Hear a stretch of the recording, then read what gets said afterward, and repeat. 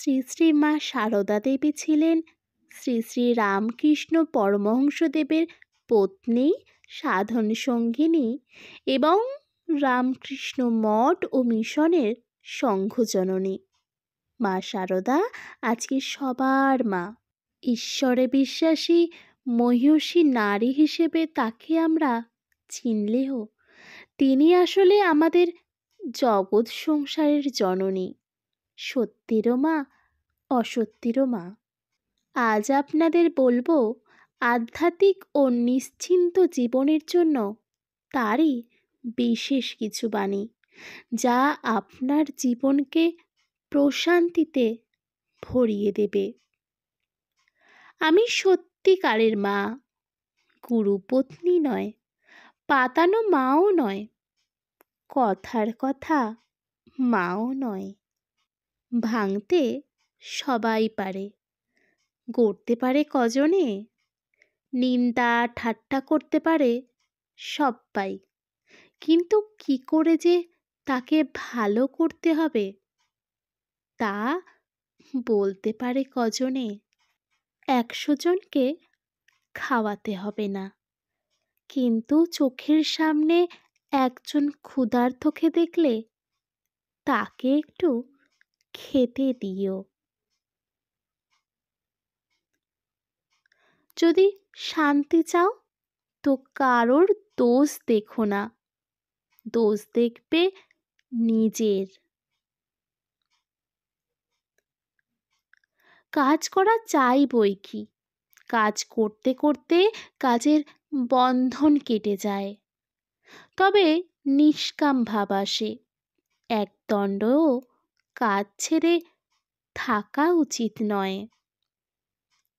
মনটাকে বসিয়ে আলগা না দিয়ে কাজ করা ঢের ভালো। মন আলগা হলে যত গোল বাধায়। জানবে কেউ না থাক, তোমার একজন মা আছে। আমি মা থাকতে ভয় কি? ভালোবাসায় সব কিছু হয়। জোর করে কায়দায় ফেলে কাউকে দিয়ে কিচ্ছু করানো যায় না। সংসারে কেমন করে থাকতে হয় জানো? যখন যেমন তখন তেমন, যাকে যেমন তাকে তেমন, যেখানে যেমন সেখানে তেমন। যে অল্পেতেই তুষ্ট থাকে তার কাছে এই পৃথিবীর সব কষ্ট সহজ হয়ে যায়। কেউ যদি তোমাকে ভালো না বলে তাতে মন খারাপ করো না, কারণ এক জীবনে সবার কাছে ভালো হওয়া যায় না। দেখো, যেখান দিয়ে যাবে তার চতুর্দিকে কি হচ্ছে না হচ্ছে তা সব দেখে রাখবে, আর যেখানে থাকবে সেখানকার সব খবরগুলি জানা থাকা চাই, কিন্তু কাউকে কিচ্ছু বলবে না। কখনো চুপচাপ বসে থেকো না, কিছু না কিছু কাজ করবে। একটা কিছু কাজ নিয়ে থাকতে হয়, নইলে অলস মনে নানা চিন্তা এসে ভিড় করবে।